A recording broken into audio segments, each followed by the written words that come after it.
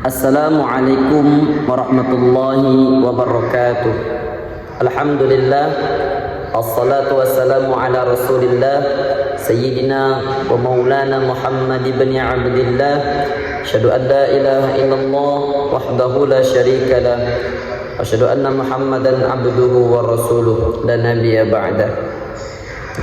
Puji syukur senantiasa kita haturkan atas kehadirat Allah Subhanahu wa taala, yang mana pada kesempatan yang sangat baik ini Allah senantiasa memberikan kita semua begitu banyak nikmat, terutama nikmat iman, Islam dan ihsan kita kepadanya, sehingga kita masih bisa melakukan aktivitas kita setiap harinya. Salawat dan salam semoga tetap tercurahkan kepada baginda kita Nabi Muhammad sallallahu alaihi wasallam, kepada keluarga, sahabat, dan mudah-mudahan kita semua menjadi umatnya yang setia hingga akhir zaman. Amin amin ya rabbal alamin. Yang saya hormati guru kita, yaitu Al-Ustaz Yasir Mudalubis Al-Hafidh hafizahullah ta'ala. Mudah-mudahan Allah senantiasa memuliakan beliau di dunia maupun di akhirat. Teman-teman sekalian, video ini sengaja saya buat yaitu untuk memenuhi tugas ujian akhir semester ganjil mata kuliah bahasa Arab Universitas PTIQ Jakarta. Sebelum lebih lanjut, saya akan memperkenalkan diri saya. Nama saya Sanjaya, Fakultas Dakwah, Prodi Manajemen Dakwah, Universitas PTIQ Jakarta.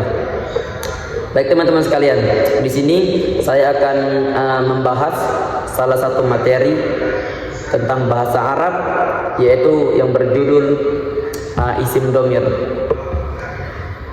Teman-teman sekalian, perlu kita ketahui bahwa salah satu materi yang harus dipelajari oleh pelajar bahasa Arab adalah isim domir.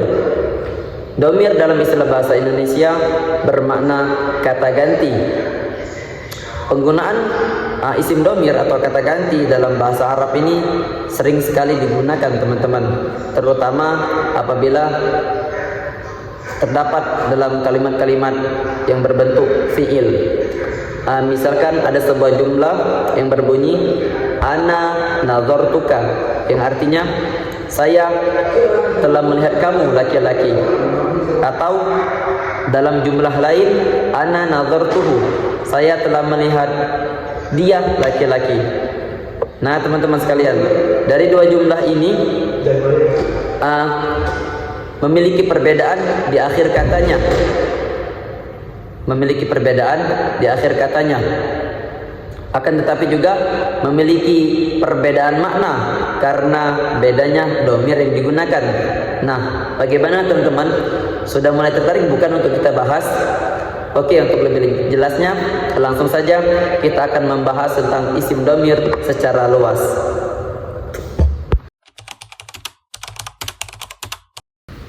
Nah, baik teman-teman, di sini kita akan membahas tentang isim domir. Domir secara bahasa bermakna kata ganti. Isim domir salah satunya memiliki beberapa fungsi. Salah satunya yaitu untuk menggantikan isim zohir atau isim yang nampak. Misalkan ada sebuah kata, Ahmad masuk ke masjid, lalu Ahmad membaca Al-Quran. Nah, kata Ahmad di sini termasuk ke dalam isim zohir karena nampak. Kemudian kita akan menerapkan isim domir pada kalimat tersebut menjadi Ahmad masuk ke masjid lalu dia membaca Al-Quran. Nah teman-teman, di mana letak atau peran isim domir pada kalimat tersebut? Yaitu pada kata dia yang menggantikan kata Ahmad. Kemudian pengertian isim domir secara istilah, para ahli nahwu mendefinisikan dengan ad-dhamiru huwa ismun mabniyun yadullu ala mutakallimi aw mukhatibi aw ghaibi, yang artinya domir adalah kata ganti yang menunjukkan pada mutakallim, mukhatab ataupun ghaib. Nah, mutakallim, mukhatab dan ghaib itu termasuk dalam kata ganti atau juga yang disebut isim domir. kita akan membahas satu persatu. Apa itu mutakallim? Mutakallim adalah orang yang berbicara atau orang yang diajak bicara. Lalu apa saja isim-isim isim dhamir yang termasuk dalam kategori mutakallim? Nah, perlu diketahui teman-teman bahwa isim dhamir ini menunjuk kepada dua objek, yaitu laki-laki atau disebut juga mudzakkar dan perempuan disebut juga muannas. Lanjut pembahasan, apa saja isim dhamir yang termasuk dalam kategori mutakallim, yaitu ana yang artinya saya. Ini bisa mudzakkar dan juga bisa muannas. Dan yang kedua yaitu nahnu yang artinya kami, bisa mudzakkar dan juga bisa muannas. Kemudian yang kedua yaitu mukhatab. Apa itu mukhatab? Mukhatab adalah orang yang diajak bicara atau lawan bicara, dan mukhatab ini termasuk ke dalam kata ganti orang kedua. Lalu apa saja isim-isim dhamir yang termasuk ke dalam kategori mukhatab, yaitu anta yang artinya kamu laki-laki, antuma kamu dua laki-laki, dan antum kalian laki-laki. Itu bentuk dari mudzakkar. Sekarang bentuk dari muannas, yaitu anti kamu perempuan, antuma kamu dua perempuan, antunna kalian perempuan. Kemudian yang ketiga yaitu ghaib. Apa itu ghaib? Ghaib adalah orang atau bisa juga benda yang dibicarakan, dan ghaib ini termasuk dalam kata ganti orang ketiga. Kemudian apa saja isim dhamir yang termasuk dalam kategori ghaib, yaitu adalah huwa yang artinya dia laki-laki, huma dia dua laki-laki, hum mereka laki-laki. Itu bentuk dari mudzakkar. Sekarang bentuk dari muannasnya, yaitu hiya dia perempuan, huma dia dua perempuan, dan hunna mereka perempuan. Nah, itulah tadi teman-teman pembahasan tentang mutakallim, mukhatab, dan ghaib. Sekarang kita akan masuk ke dalam jenis-jenis isim dhamir.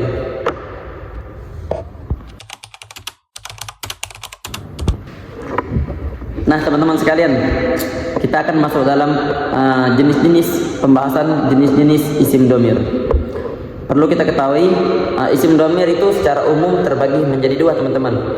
Yang pertama isim dhamir mustatir, yang kedua isim dhamir bariz. Yang pertama yaitu isim dhamir mustatir. Mustatir artinya bersembunyi. Jadi dapat kita maknai bahwa dhamir mustatir adalah dhamir yang bersembunyi. Sedangkan menurut istilah para ahli nahwu mendefinisikan bahwa dhamir mustatir itu adalah ad-dhamirul mustatiru ma laysa lahu sawratun fi lafzi. Yang artinya dhamir mustatir adalah kata ganti yang tidak memiliki bentuk dalam pelafalannya. Nah, dari penjelasan tersebut dapat kita ketahui bahwa dhamir mustatir adalah dhamir yang tidak memiliki bentuk atau tidak terlihat pelafalannya. Namun meskipun tidak memiliki bentuk atau tidak terlihat, kita dapat mengetahui bentuk atau wujud dari dhamir mustatir, yaitu pada kalimat fi'il. Karena memang dhamir mustatir atau yang disebut juga dhamir yang tidak nampak, dia selalu ada di kalimat fi'il. Nah, baik, di sini saya akan memberikan contoh dari dhamir mustatir. Misalkan pada sebuah fi'il amr, yaitu uf'ul, yang artinya kamu laki-laki bekerjalah. Fi'il amr di sini bermakna perintah. Nah, kalau kita lihat dari lafalnya uf'ul itu tidak terdapat dhamir, teman-teman ya. Akan tetapi kalau kita lihat dari segi artinya, di situ ada kata-kata kamu laki-laki bekerjalah. Kamu laki-laki di situ berarti uf'ul ini mengandung dhamir anta yang menunjukkan kamu laki-laki. Akan tapi tidak tertulis pelafalannya. Akan tetapi teman-teman, di sini kita tidak akan membahas lebih jauh mengenai domir mustatir karena ranahnya ke fi'il. Langsung saja kita akan membahas tentang domir bariz. Bariz secara bahasa yaitu artinya nampak. Berarti dapat kita maknai bahwa domir bariz adalah domir yang nampak dan terlihat jelas.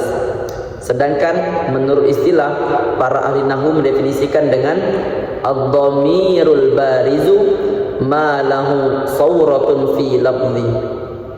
Domir bariz adalah kata ganti yang memiliki bentuk dalam pelafalannya.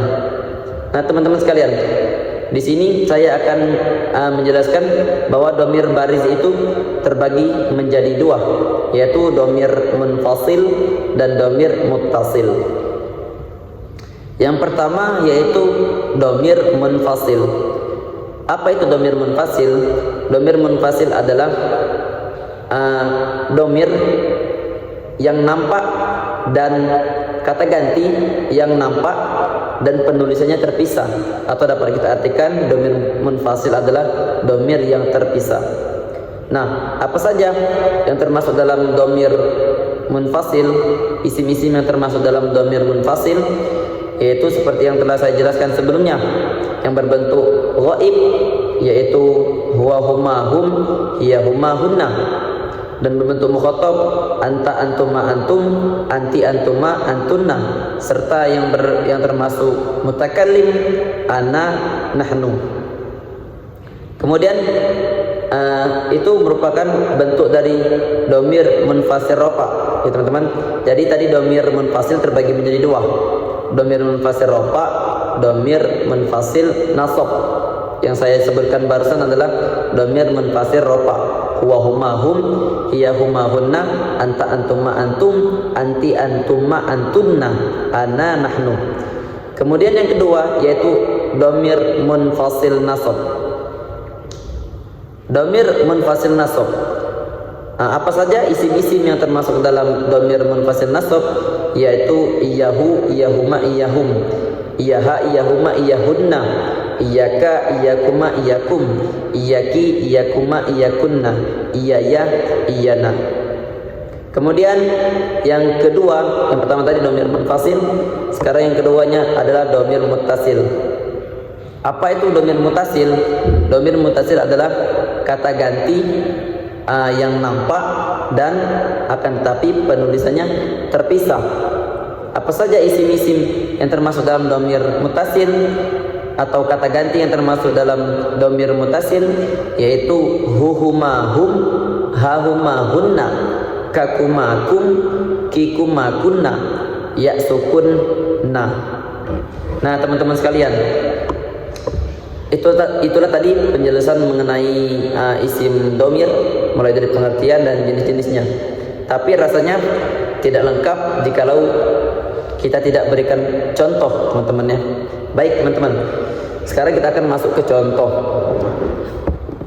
Yang pertama saya akan memberikan contoh dari domir mustatir.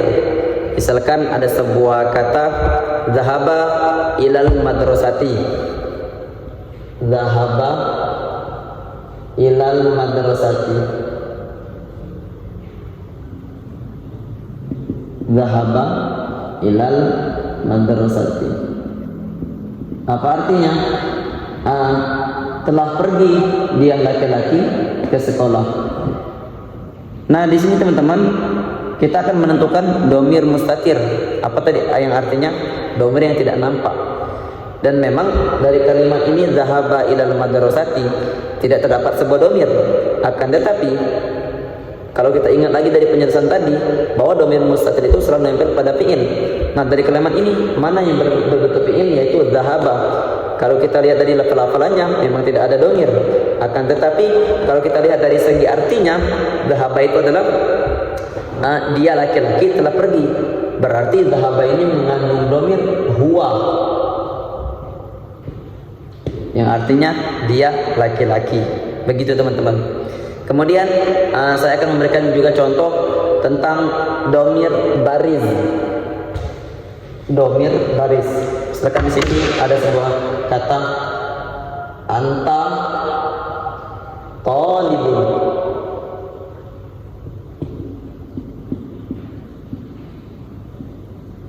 Anta talibun. Nah, di sini mana yang domir ya teman-teman? Yaitu kalimat anta. Kenapa ini disebut domir baris? Kenapa? Karena nampak dan terlihat pelafalannya, yaitu anta, yang artinya kamu satu laki-laki. Gitu teman-teman ya. Berbeda dengan domir mustatir. Kalau domir mustatir tidak terlihat domirnya, sedangkan domir baris terlihat domirnya, yaitu anta. Kemudian saya juga akan memberikan misalkan contoh dari domir muttasil, teman-teman.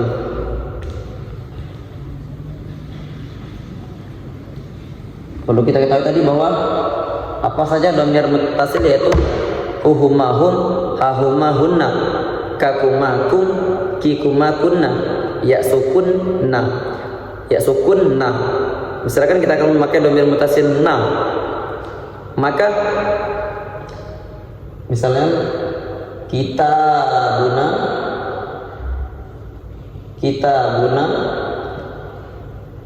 alal maktabi.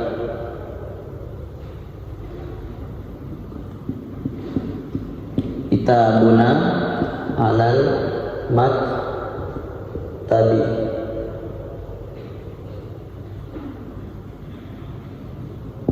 Nah, di mana di sini domir mutasil, yaitu di kalimat, di kata nah, kitabuna, yang artinya kitab kami. Kenapa disebut domir mutasil? Karena domirnya menyambung ke kata kitabun, ya, yang posisinya di sini menjadi mudhof ilaih atau disebut idhofah. Nah, ini menjadi mudhof ilaih, ya. Kitabun dimudofkan pada na menjadi kitabuna alal maktabi. Nah teman-teman sekalian, mungkin segitu saja pembahasan pada kesempatan kali ini. Tentunya pada video yang saya buat ini banyak sekali kesalahan, kekeliruan. Oleh karenanya saya juga masih dalam tahap belajar. Oleh karena itu saya sangat menginginkan sekali masukan dan koreksi dari teman-teman semua. Terima kasih, semoga video ini bermanfaat untuk kita semua. Oh iya, buat kalian yang ingin belajar bahasa Arab, kalian bisa bergabung dengan kami, yaitu di Universitas PTIQ Jakarta. Selain belajar bahasa Arab, kalian di sini juga diajarkan tahsin, cara membaca Al-Quran dengan baik, dan juga bisa menghafal Al-Quran. Sekian dari saya teman-teman. Assalamualaikum warahmatullahi wabarakatuh.